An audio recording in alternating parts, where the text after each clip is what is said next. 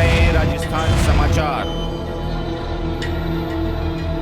13 अक्टूबर को जिला मुख्यालय पर देंगे धरना, करेंगे प्रदर्शन। सर्व समाज की बैठक में हुआ निर्णय, निर्दोष पुलिसकर्मियों को बहाल करने की मांग। एसडीएम को सौंपा ज्ञापन। दोवड़ा थाना क्षेत्र में 2 दिन पूर्व चोरी के आरोप में पकड़े गए युवक की हॉस्पिटल में मौत के मामले में निर्दोष पुलिसकर्मियों को निलंबित करने के मामले में सर्व समाज की बैठक शुक्रवार को आयोजित की गई, जिसमें सामान्य वर्ग में आक्रोश देखने को मिला। बैठक के बाद एसडीएम को ज्ञापन सौंपा गया। ज्ञापन में कहा गया कि सामान्य वर्ग की बैठक में वक्ताओं ने कहा कि इलाज के दौरान युवक की मौत पर सभी की संवेदनाएं हैं और सहायता राशि पर भी किसी का कोई विरोध नहीं है, लेकिन आज क्षेत्र में पुलिस आरोपियों को पकड़ने के लिए अपना धर्म निभा रही है। चोरी करते पकड़ा गया और बिना मारपीट के ही बीमारी के चलते इलाज के दौरान मौत होने के बाद भी पुलिस के उच्च अधिकारियों द्वारा बिना दोष के ही निर्दोष पुलिसकर्मियों को निलंबित कर दिया गया। ऐसे में वक्ताओं ने बताया कि जो पुलिसकर्मी आरोपी को लेने नहीं गए, कोई अवकाश पर था जिसकी जानकारी ऑनलाइन दर्ज है, इसके बाद भी सामान्य वर्ग के कार्मिकों को एक वर्ग के दबाव में निलंबित किया गया। ये सामान्य वर्ग के साथ कुठाराघात किया जा रहा है। वहीं मृतक आरोपी को लेने गए पुलिसकर्मियों के नाम उजागर करने की भी मांग की गई।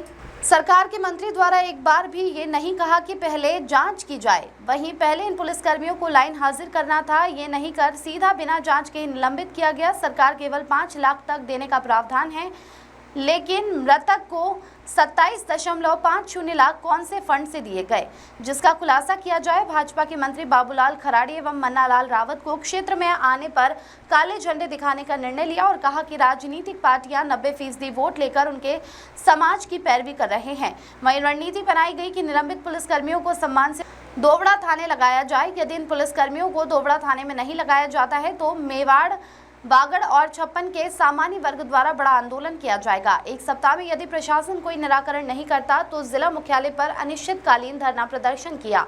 सुंदनी बांसवाड़ा में हुई घटना का हुआ जिक्र। बीती रात साबला के मंडल अध्यक्ष जयेश शर्मा के साले पर 7 से 8 आदिवासियों द्वारा पकड़कर हाथ पांव तोड़ देने की घटना की निंदा की।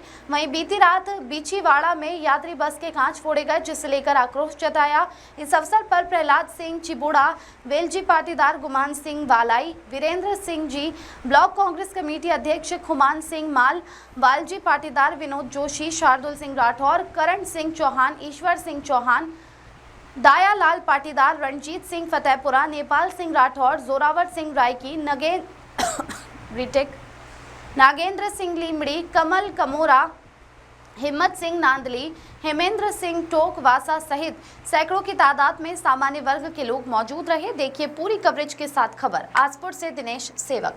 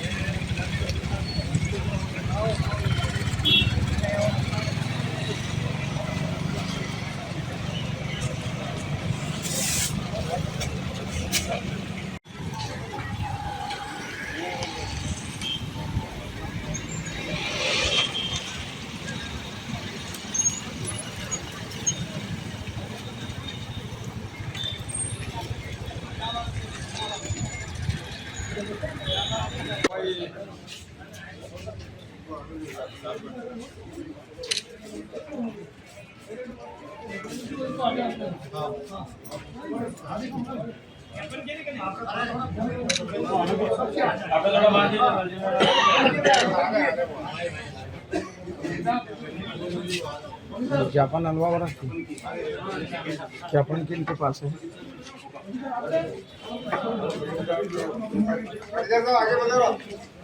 इसको बोलते साइन किए थे अयोध्या कार सेवा में जाने के लिए।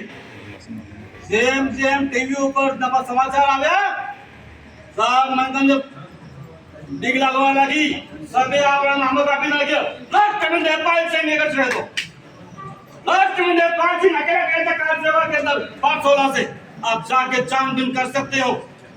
516 में उतना आतंक था मुसलमानों का। युवा कमजोर नहीं है। 26 साल का अपना युवा रविंदर सिंह भाटी वह देश के अंदर तलवार लड़ सकता है, लोहा ले सकता है, चाहे कांग्रेस हो चाहे भाजपा हो। साहब मैं आपको बता दूं, सबसे जो चड्डी पहनता था, नेकर पहनता था, तब से आरएसएस संघ से जुड़ा हुआ हूं, आज भी भारतीय जनता पार्टी में हूं। लेकिन गलत बात के लिए भारतीय जनता पार्टी का मंत्री भी सामने खड़ा हो, उससे मैं आज भी मीटिंगों के अंदर लड़ता हूं। ये मैं ताकत है, न ठेकेदार हूं न कुछ भी नहीं हूं, सिर्फ राष्ट्रनीति करने के लिए मैं भारतीय जनता पार्टी में हूँ, कहीं राजनीति करने के लिए नहीं हूँ। लेकिन 565 रियासतें सरदार पटेल वल्लभ भाई के कहने से और पूरे देश के अखंडता के लिए हमने आज ये दिन देखने के लिए जारी थी। भीख मांग रहे न्याय की। अरे कल आपकी बहन जा रही होगी, पकड़ के कुछ भी कर सकते हैं, क्या करोगे? इससे नहीं चलेगा। ये मैं कोई आक्रोशित भड़काऊ मैं बयान नहीं है, मेरा निवेदन है सीएम साहब के पास जाओ और पूरा राजस्थान हिलना चाहिए। चलो यहाँ इस तरह समाज के ज्ञापन की ओर से आपका क्या कहना सर? आज ये इतने जनसमूह को लेकर आप आज ये सर्व समाज के लोग पूरे जिले से आए हुए हैं, वो किसी धर्म की व्यक्ति विशेष के पक्ष में नहीं आए हैं, वो अपनी न्याय मांगने आए हैं। हम भाई दिलीप पहाड़ी के पीड़ित परिवार के साथ में हम सोशल मीडिया के पता चला है कि इनको 27-28 लाख रुपए दिया गया। हम 57 लाख रुपए दे सरकार में मांग करते हैं, हम उस परिवार के साथ में। मगर तो शासन प्रशासन ने मिलके जो निर्दोष लोगों को फंसाया गया, उनको यथावत वापस थाने में लगाया जाए, नहीं तो ये सर्व समाज चुप नहीं बैठेगा। पिछले दिनों अभी दोवड़ा थाना क्षेत्र में जो घटना घटित हुई थी, उसमें निर्दोष पुलिस कर्मियों को निलंबित किया है। उन्हें तत्काल प्रभाव से राजस्थान सरकार और जिला प्रशासन ससम्मान उन्हें बहाल करे और यथावत उन्हीं थानों में उन्हें वापस नियुक्त करे। इसी भाव को लेकर के आज पूरा डूंगरपुर जिले के सर्व समाज के प्रतिनिधि इकट्ठे हुए थे और हमने आज एसडीएम साहब को, राजस्थान सरकार को के लिए वाया जरिया एसडीएम साहब को बनाते हुए हमने ज्ञापन दिया है। अगली रणनीति में हम जिला कलेक्टर महोदय को पूरा जिला कलेक्टर और जिला पुलिस अधीक्षक को यही ज्ञापन देंगे और तब तक भी अगर हमारे पुलिस कर्मियों को रिहा नहीं किया जाता, निलंबन का आदेश वापस लेकर के उन्हें यथास्थान नहीं लिया जाता है, तो ये बहुत बड़ा आंदोलन का रूप लेगा। हम राजस्थान सरकार के मुख्यमंत्री, उप मुख्यमंत्री, गवर्नर और चीफ सेक्रेटरी को मिलने का हमने अपॉइंटमेंट ले रहे हैं और वहाँ तक भी हम पहुँचेंगे। सर आज ये जो ज्ञापन दिया, किस जरिए दिया है और क्या वजह है इसका बताइए सर। जो घटना घटी है दोवड़ा जिले की, इसमें कार्मिक जो हटाए गए, जिन्हें सस्पेंड कर दिए गए हैं, वो किसी राजनीतिक दबाव में आके किए हैं और वास्तविक इसकी जांच सुचारू रूप से की गई थी या नहीं और हुई है, जो दोषी है उसको खिलाफ कार्रवाई करनी चाहिए थी। हम नहीं कह रहे हैं भाई इस आदमी को निर्दोष है तो क्यों मारा गया, उसका कारण क्या रहा, कहीं चोरी हुई थी, मुकदमे में फंसाया गया था, ऐसा जान सीधा वो खुद ही दे रहा है बयान कि भाई मेरे हाथ से चोरी हुई है, फिर उसको मुलजिम बनाया गया है। उसके बाद भी तुम ये कहना चाह रहे हैं कि पार्टी कि भाई ये आदमी निर्दोष था और इसको ज़बरदस्ती पुलिस लेके चली गई, और ये भी कहते हैं कि रात को ले गई। तो पुलिस का काम है रात को ले जाए, चोरी की है तो रात को पकड़ेगा, दिन में तो हाथ में आएगा नहीं ना। तो चौकीदारी तो रात भर कर रहा है, दिन भर कर रहा है, तब जब तो रात में पकड़ के ले गया। इसलिए ये बात से भी होना चाहिए था और जो मरा है उसके खिलाफ हमारी भी समझना है, तो ऐसा नहीं होना चाहिए था। हो भी गया है तो सरकार ने जो भी मुआवजा दिया है उससे कम पड़ता हो तो और ज़्यादा देना चाहिए था। हम तो ये कहते हैं उसके खिलाफ, उसके लिए अब उसके घर से परिवार का जो भी नुकसान हुआ है उसकी भरपाई तो आम जनता नहीं कर पाती है। फिर भी हम ये चाहते हैं कि भाई ये जो पुलिस के बारे में जो घटना घटी है और जो हटाए गए हैं, इन निर्दोषों को वापस बहाल करके उनको थाना वापस लगाया जाए, ऐसा हमारा भी संविधान और आम पब्लिक की यही मांग है। और निर्दोषों को इस तरह से हटाया जाएगा तो ये दोबारा इस थाने में कौन लगने के लिए तैयार होगा, कौन अधिकारी लगेगा और क्यों आएगा, उसके भी बाल बच्चे, वो क्यों नौकरी करेगा, सस्पेंड होना है तो वो लाइन में नौकरी कर लेगा, क्यों आएगा थाने में। तो मैं आप सबसे यही कहना चाहता हूँ कि जो हुआ है ये निर्दोष लोगों को वापस बहाल करें। इसमें आम जनता और ये सारे समाज के लोग एकत्रित होकर ये ज्ञापन दिया गया है एसडीएम साहब के यहाँ। आप सबको धन्यवाद। सर, ये जो फैसला हुआ है निर्दोष पुलिसकर्मियों को निलंबित किया है, उस पर आपके द्वारा क्या एक्शन लिया जाएगा और क्या उसके आगे रास्ता रहेगा इसका? देखिए, सारा प्रकरण सबके जानकारी में है। ये मात्र एक पार्टी और एक पक्ष के राजनीतिक द्वेषतापूर्ण आरोप लगाकर और सामान्य वर्ग और ओबीसी वर्ग के हितों का पर कुठाराघात किया है। जो हमारे रक्षक है, अगर उनको ही सुरक्षा के मामले में अगर किसी तरीके से दंडित किया जाता है तो एक आम जन में भय व्याप्त है, क्योंकि आए दिन डूंगरपुर शहर में और विभिन्न मुख्य मार्गों पर, विभिन्न जो मुख्य मार्ग है उन पर आए दिन पत्थरबाजी, पहले भी कितनी घटनाएं हुई हैं जिसमें कई लोग घायल हुए, छोटे छोटे बच्चे जाते हैं, कारों में कोई सुरक्षित नहीं है। और ऐसी स्थिति में अगर पुलिसकर्मी भी अपना दायित्व नहीं करे, तो उस दायित्व ना निभाए और उसके हाथ बांध दिए जाए, तो ये गलत है एक तरीके से। इससे पूरे समाज में, पूरे सर्व समाज में भय व्याप्त है। हम ये चाहते हैं कि जो दोषी है डेफिनेटली उसके खिलाफ कार्रवाई की जाए, लेकिन जो निर्दोष है बिना जांच किए पुलिसकर्मियों को कैसे आप निलंबित कर सकते हैं?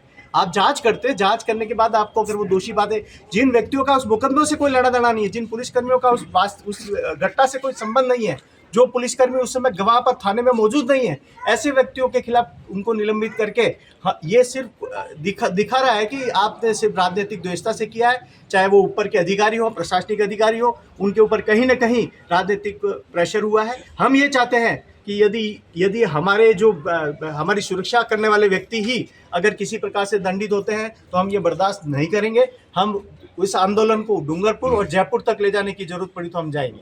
वर्तमान सरकार में सांसद महोदय और मंत्री महोदय इस कांड में शामिल थे और उन्होंने ये निर्दोष पुलिसकर्मियों को निलंबित करने का आदेश दिया था, जिला कलेक्टर नहीं चाहते थे।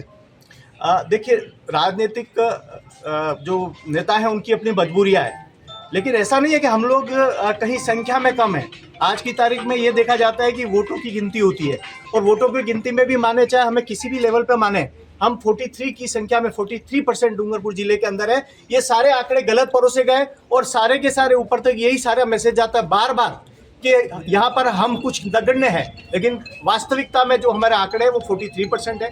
और हम किसी भी कंडीशन में हम अपनी जो समाज का जो एक मैसेज है उसको मुख्यमंत्री तक पहुंचाना चाहते हैं। और सर्व समाज को मजबूर मत करो कि सर्व समाज दोनों पार्टियों से मुंह मोड़ ले। मेरा आगे मुख्यमंत्री महोदय और संगठन से भी, जो भी वर्तमान सत्ता में या सत्ता से बाहर है, सबसे निवेदन है कि आप एमएलए एमपी सिर्फ आपके सिर्फ कुछ गिनती के वोटों से नहीं बने, आप एमएलए एमपी हम सब के वोटों से बने। तो ऐसा ना हो कि हमको मजबूर होकर आप पर्टिकुलर किसी पार्टी या किसी नेता के खिलाफ हमको एक्शन लेना पड़े। अब हर खबर पर रहेगी हमारी नजर। चैनल की हर खबर को सबसे पहले पाने के लिए fast public live news channel को सब्सक्राइब करें, लाइक करें, शेयर करें और हाँ, बेल आइकन पर क्लिक करना ना भूलें।